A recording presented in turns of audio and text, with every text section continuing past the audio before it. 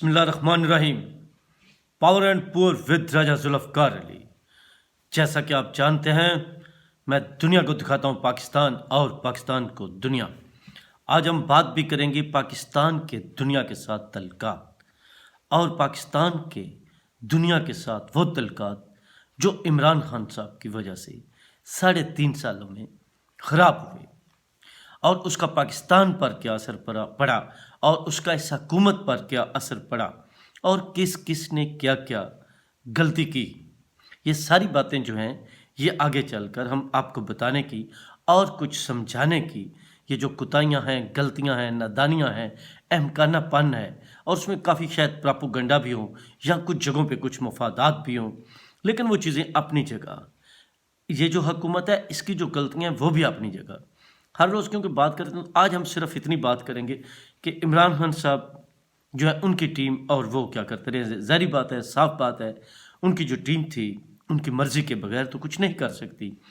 मसलन असद उमर साहब जो है वो स्टार्टिंग में पहले 6 माह नहीं गए IMF के पास। अगर वो IMF के पास उस वक़्त चले जाते तो आज पाकिस्तान को, पाकिस्तान की इकानमी को, मैशियत को ये प्रॉब्लम ना होती, ये मुश्किलात ना होती। मैं अक्सर आपसे बात करता हूँ कि फ़र्ज़ कीजिए एक दुकान है, उसका या कोई भी चीज़ है, उसका किराया है 5 लाख। अब बड़ी मुश्किल से 1 माह में वो अदा करते हैं, लेकिन 6 महीने आप अदा नहीं करते तो 6 महीने का वो 3 लाख, मतलब कह लें 5 30 ऐसे कर लें या चलें, तो वो उससे 6 गुना ज़्यादा हो जाएगा। उसको आप किस तरह अदा करेंगे, ये बड़ा मुश्किल है। तो जनाब बिल्कुल यही सूरत हाल हुई कि वो 6 महीने नहीं गए और इजाफा होता गया।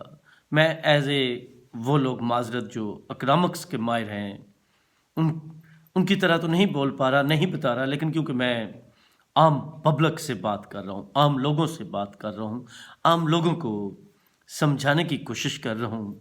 और इस वक्त रात के तकरीबन बल्कि सुबह के 4 बजने में थोड़ा सा वक्त रहता है, तो लेकिन मेरे जहन में कुछ चीज़ें आई तो मैं समझा कि ये शेयर करनी चाहिए, अपने लोगों को, अपनी आवाम को बतलाना भी चाहिए।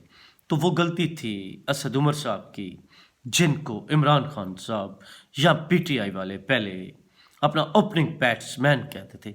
अच्छा, उसके अलावा आपको ये बता दूं कि वो क्या कहते हैं, वो हिमालय से ऊंची, समंदर से गहरी, शहद से मीठी, चीन से दोस्ती।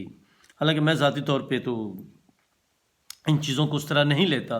कोई मुल्क भी किसी मुल्क का दोस्त नहीं होता, आपके फ़ायदे की, मफाद की दोस्ती होती है।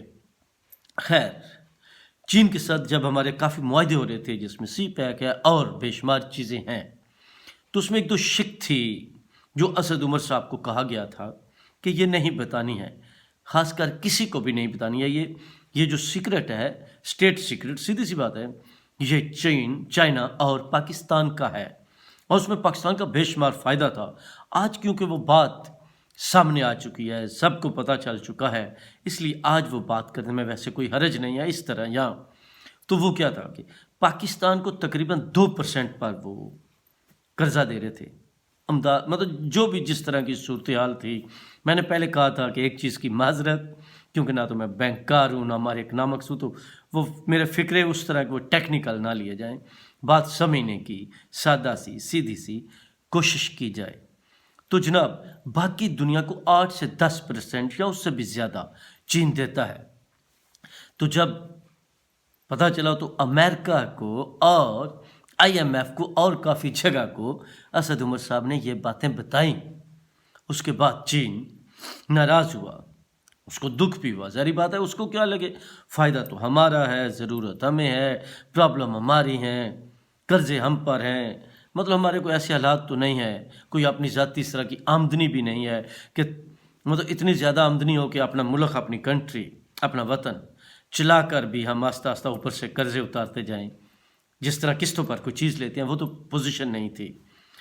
उसके अलावा चलें, वो एक अलग बात है कि 2014 के धरनों में जो चाइना के सरबराह ने आना था तो वो उनका दौरा रुक गया। उसके अलावा और बेशुमार इस तरह की चीज़ें थी پھر یہ امریکہ کے ساتھ بھی کرتے جا رہے تھے.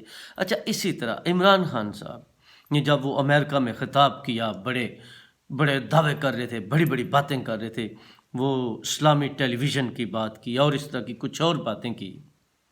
تو انہوں نے کہا وہ کولالمپور میں کانفرنس ہوگی جہاں پہ مہاتیر محمد صاحب بھی تھے وہاں پر. تو پھر سعودیہ کے ساتھ حالات خراب ہو گئے، یو ای اے کے ساتھ یعنی دبئی متحدہ عرب امارات کے ساتھ جو حالات ہیں، معاملات ہیں، وہ بھی خراب ہو گئے.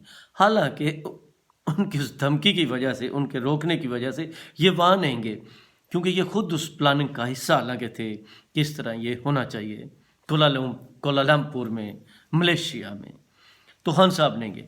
لیکن اس کے بعد پھر آپ کو وہ جہاز والا واقعہ بھی یاد ہوگا، جب خان صاحب نے وہ میڈیا پہ، یہ ظاہری بات ہے، صاف بات ہے، جھوٹ ہے، ٹرنٹو کے پاس سے جہاز خراب ہو گیا اور واپس پلٹا، یعنی 6 گھنٹے میں وہ واپس پہنچ رہا ہے خراب ہو کر. پھر ٹرنٹو اتار نیو یارک جانا تھا یا واشنگٹن جانا تھا.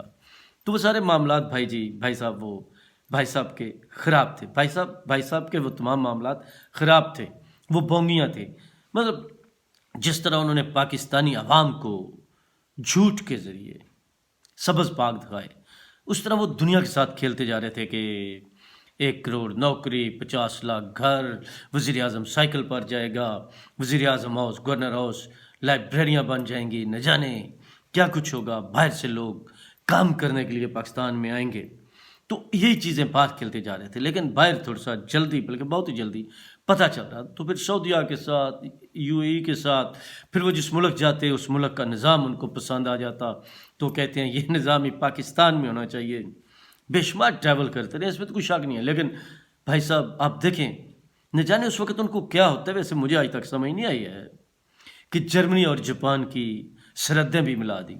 پھر جو روس کا دورہ ہے غیر وقت، مطلب وہ وقت ٹھیک نہیں تھا، وہ وقت مناسب نہیں تھا جب عمران خان صاحب نے روس کا دورہ کیا.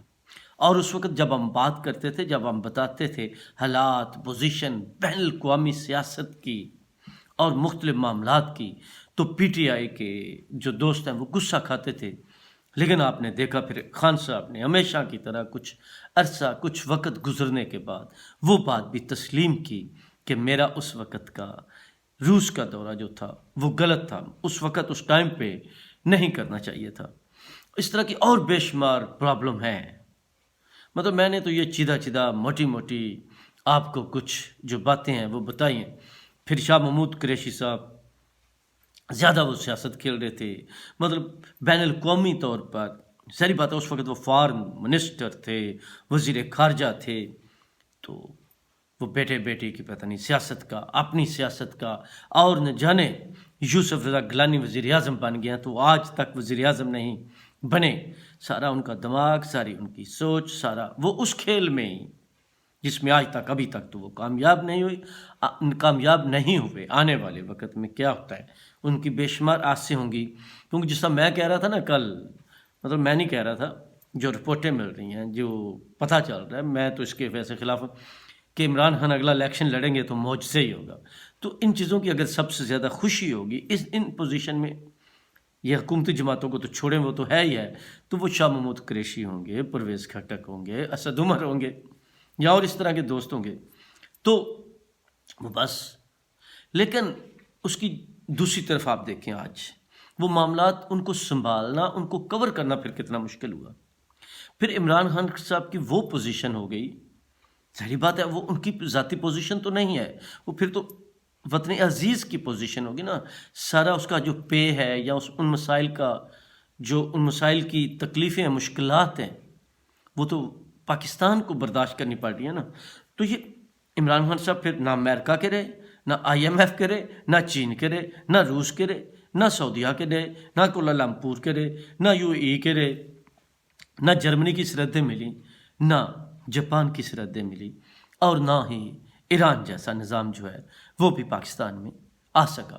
تو یہ اس طرح کی بے شمار چیزیں جو عاملات میں یا ان حالات میں جن کی ضرورت نہیں، وہ ممکن ہی نہیں ہے، تو نہ وہ ممکن ہو سکی. لیکن اس سے الجھتے گئے مسائل، ہماری اکانومی خراب ہوتی گئی دھیرے دھیرے، آہستہ دیمک کی طرح، اور جن کے آج پاکستان کو مسائل ہیں. اب رہی بات، دیکھتے ہیں. لیکن میں آخر میں اتنا بتاؤں، اس پہ بے شمار لمبی بات کی جا سکتی ہے، لیکن چیئرمین بلاول بھٹو جو انہوں نے کشمیر پہ تقریر کی تھی، یا ذوالفقار علی بھٹو کی وہ تقریر تھی، یا اس دفعہ وہ جو مقدمہ ہے اس کو ٹیکنیکل طریقے سے، قانونی طریقے سے، بین الاقوامی حالات کے حساب سے، خطے کے حساب سے، ہر پہلو کو مد نظر رکھتے ہوئے جو بلاول بھٹو نے وہاں پہ مدعا بیان کیا، پھر وہ جس ملک میں جا رہے ہیں اپنی، آپ دیکھیں ان کے بیان کا، پھر انڈیا والا جو مسئلہ تھا مودی والا، اس پہ جس طرح کا انہوں نے ایکشن لیا ہے، جس طرح کی باتیں کی ہیں، اور جس طرح وہاں پہ جو ان کے وزیر خارجہ تھے امریکہ میں، ان کو اس وقت جو آئی ایس آر کا یا پتہ نہیں کس کا ایجنٹ اور نہ جانے کیا کچھ کہہ دیا. تو بات کرنے کا مقصد ہے، اور ثابت کیا بلاول بھٹو نے کہ وہ کام کرنا جانتے ہیں. مطلب فارن منسٹر کسی جماعت کا بھی ہو، وزیر خزانہ کسی جماعت کا بھی ہو، وہ عام تو نہیں ہو سکتا نا. یہ کچھ ایسی منسٹریز ہوتی ہیں یہاں پہ آپ کو بڑے اسپیشل قسم کے لوگ جو ان میں ماہر ان کو لگانا پڑتا ہے. پھر شری رحمان دیکھ لیں، دنیا کی 25 طاقتور خواتین میں ان کا نام آیا جب یہ موسمی تبدیلیوں اور باقی چیزوں کے بارے میں بتا رہے تھے. بلاول بھٹو صاحب اور ان کے ساتھ ہینا ربانی خر، جن کا آج دنیا میں نام، اور یہ بھی ویسے مجھے نہیں پتا، لیکن جس طرح سوشل میڈیا والے سے بات کر رہا ہوں کہ پوری دنیا کے وزیر خارجہ میں سب سے پہلا نمبر بلاول بھٹو کا آیا. اچھا، اس وقت اگر کہہ رہے تھے کہ شاہ محمود قریشی صاحب کا 27واں نمبر ہے تو لوگ تنقید اٹھا رہے ہوں گے، کر رہے ہوں گے Peoples Party P T I والے. لیکن اگر ایسا ہے، مجھے نہیں اس کا پتہ، دونوں خبروں کی، تو وہ بھی بڑی بات ہے. پاکستان کا اگر شاہ محمود قریشی صاحب 27 نمبر پر بھی آئے ہیں تو میں سمجھتا ہوں وہ بھی گریٹ بات ہے. کیونکہ 35-40 تو جرمنی، امریکہ، کینیڈا ایسے اسٹرانگ ملک ہیں، ان کے وزیر خارجہ بھی ہیں نا جناب، تو وہ بھی بڑی بات ہے. لیکن یہ خبر کیونکہ کلیئر نہیں ہے. بہرحال جی، میں نے آج تھوڑا سا چھوٹا سا بالکل ہلکا سا آپ کو بین الاقوامی طور پر، کیونکہ اکثر ہوتا ہے نا جی، آج کل 2 مہینے ہو گئے پاکستان آئے ہوئے، تو دنیا کو دکھاتا ہوں پاکستان اور پاکستان کو دنیا. تو میں نے سوچا آج چلیں تھوڑی سی اکانومی پہ، جو میرا سبجیکٹ بھی ویسے نہیں ہے، لیکن چیدہ ایسی باتیں جو آج کے اس کا، اچھا آخر میں یہ کہہ دوں، اس کا یہ مطلب نہیں کہ آج کی یہ حکومت بھی اس کے باوجود اکنامکس پر عوام کو ڈیلیور کرنے کے لیے ابھی تک بالکل ناکام نظر آتی ہے. کوئی ایسی چیز نظر نہیں آ رہی جو انہوں نے ڈیلیور کیا ہو اب تک. اتنی کافی. پاور اینڈ پور ود ذوالفقار علی. اللہ حافظ.